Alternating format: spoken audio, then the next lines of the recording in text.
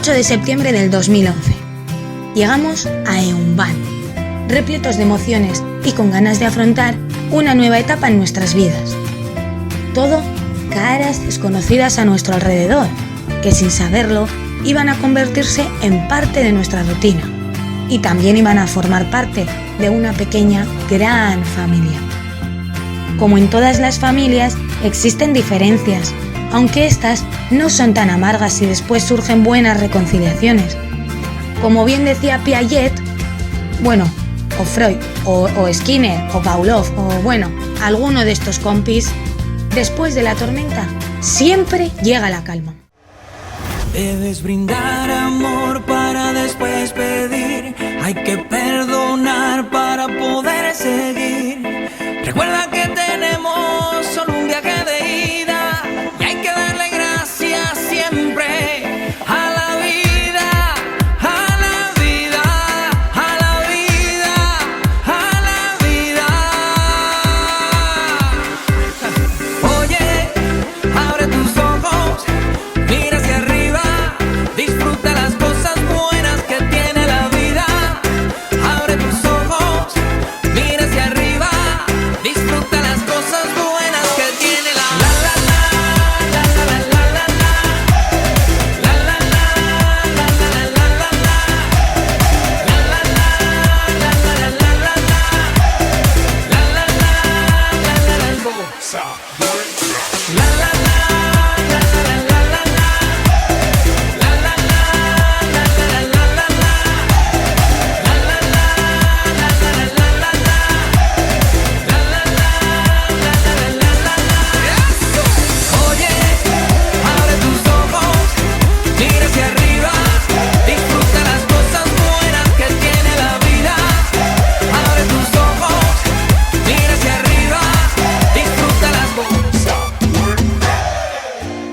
Año tras año hemos ido adquiriendo nuevos conocimientos, pero también hemos madurado y mejorado personalmente. Hemos pasado, por ejemplo, de tirarnos de los pelos a tirarnos mucho más, pero siempre con cariño. Eso sí, aunque los años hayan pasado, Albert sigue estando ahí como el primer día, alegrándonos las mañanas, interrumpiendo las clases más chaposas con su personal toque de humor y ayudándonos con nuestros pequeños problemillas del día a día. Bueno, venga, ahora hablando en serio, después de estos 4 años, algo bueno nos habremos llevado, ¿no? Independientemente de todo lo que hemos vivido, no cambiaríamos por nada todas y cada una de las personas que han formado parte de esta experiencia. Cada uno ha aportado algo esencial y es evidente que sin todos nosotros esta etapa no hubiera sido ni parecida. Se me olvidaba. Es verdad que hace 4 años empezamos a estudiar en Eunban, pero hoy salimos siendo profesores gracias a BAM. Sí, habéis oído perfectamente. BAM, BAM, BAM, BAM, BAM, BAM, BAM, BAM. Uy, esperad que me he ido. ¿Sabéis una cosa? Ha afectado tanto la crisis en educación que esta universidad ha recortado hasta en el nombre.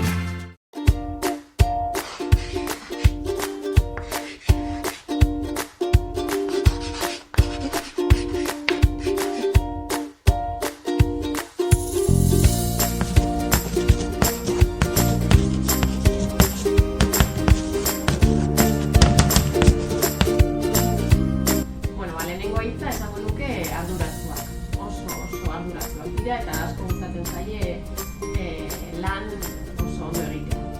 Baina beste hitz bat bai esango nuke eta nahiko petardoak direla. Un grupo que considero que están preparados y que tenéis ilusión. Nik esango nuke direla gaiak. Lanean hasi eta euren bizitza profesional osoan ikasten jarraitzeko gaiak. Y en primaria, pues un grupo más serio. Bi esango dodaz. Ikasle biziak eta jakingurakoak. Lehen hezkuntzakoak serioak.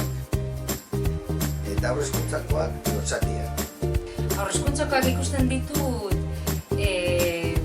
arduratsuagoak, oso euren lanarekin oso exigenteak eta arduratsuak, ez?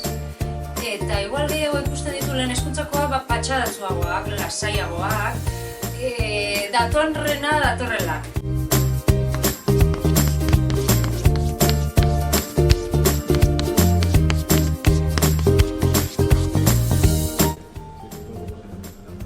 He visto más la evolución, ha sido más notoria la evolución de infantil, porque os di en primero y en cuarto. Bai, ikusten dut, orain zuen aurpegiak ikusita, ez dut ikusten ikasle bat, ikusten dut irakasle bat. Bai, nik uste dut asko evoluzionatu da bela, ez? Ikasleek, igual ikusten ditut askoz lanbidearekin ziurrago, izateko eran ere. Bai, batez be, laugarren mailako praktikak egin eta gero, motivatu egin ziren asko. Bai. Ziur esan daike baietz, bai? Nik uste dut laugarren mailara heldu garenerako eta batez be praktiken ostean ikasleak beste ikuspegi bateraz etortzen dira. Por supuesto. No todos de forma homogénea, sino de forma muy heterogénea, pues uno de una forma, otros de otra, pero Bai, nik itzi egiten dut lan zuekin, batez ere lehenengo 2 urteetan, baina bai hor nabaritu egiten dela nahiko salto bitzia, lehenengo urtetik bigarrenera, bai nabaritzen zaizuen.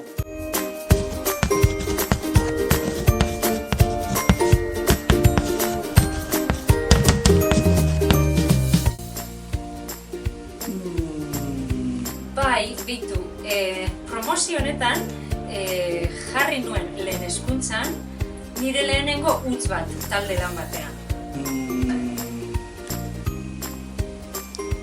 Bitu, goratzen dut, lehenengo egunean ipuina kontatu neutzuenean, ez da? Danak apuro eta harrituta egon ziren, irakasle bat, antzesten eta klase aurrean, eta txaloak eta guzti egon ziren. Baina bai, burura datorkit ikasle batzuen aurpegiak bi eskerreko oinekin edo oso arritmikoak, oso modu divertigarrian dantzatzen. Lo que sí tengo presente es que durante este año hemos dado nuevas clases, nos hemos movido mucho. Bai, bueno, hainbat. Baina nik bereziki gogoratzen dut, ni estrenatu nintzen zuen belaunaldiarekin praktikumean tutore moduan. Eta inoiz ez dut ahaztuko zuen aurpegia zentroetatik bueltatu eta lehen saio horretan. Osea, ikaragarri gustatu zitzaizkidan aurpegi horiek, eta horiek ez dute inoiz ahaztuko. Ikasle batzuk, asko dago zan moduan, eta nire ikasgaia, nire ikasgaiak ni hizkuntza departamentukoan nazerez, eta nire ikasgaiak nahiko, apur bat ez dire izaten oso atseginak ikasleentzako, Eta, ikasle batzuk, bape gogo barik ikasgaia egiten, atzenengo hiladan esarrita, eta, kokoteraino naugaz eta nire ikasgaiagaz, Eta, handik 3-4 urtera, ez urte bira izango zen ziurrenik, handik urte bira ikasle horrek eurak, azkenengo hiladan barik, lehenengo hiladan, gogotsu, txintxo, eta ikasgaia notablegaz gainditzen. Hori anekdota edo, esperientzia on bat da.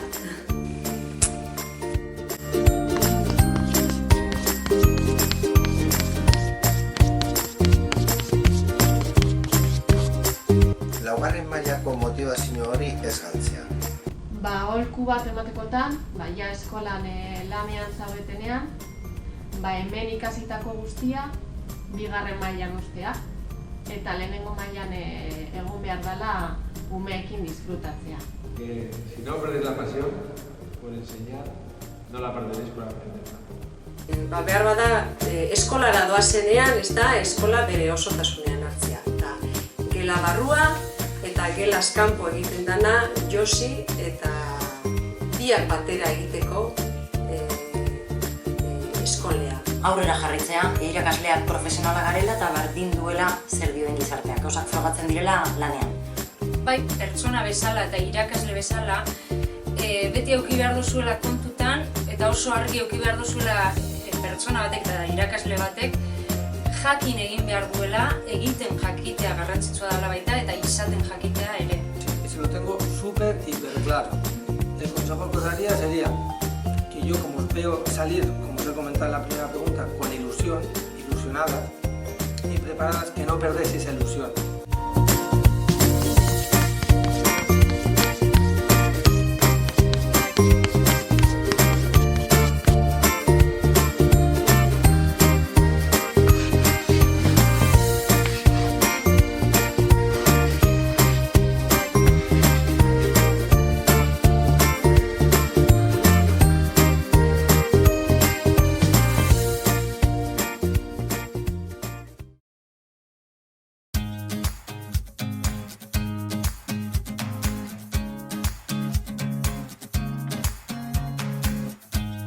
Alto y claro, ¿no?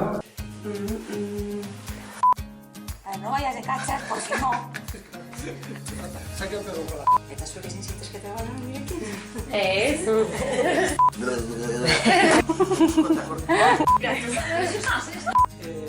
Anécdotas, es que para mí incluso me he metido en el diccionario para intentar dar una respuesta acorde a lo que se solicita.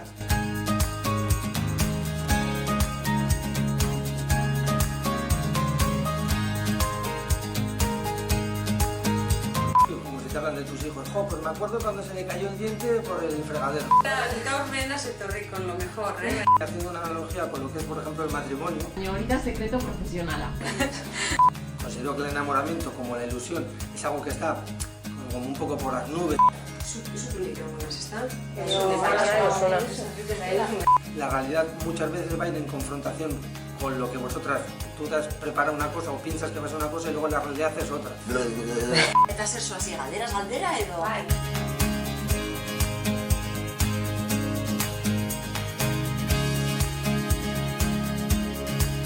Y luego, la rutina.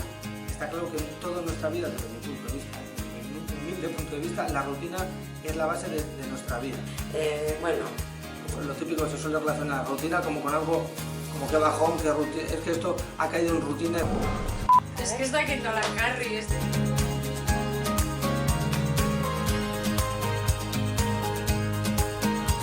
Pero no entendida como que te apoltronas y te acomodas, sino que entender la rutina es parte de tu vida y que eso te sirva para seguir evolucionando.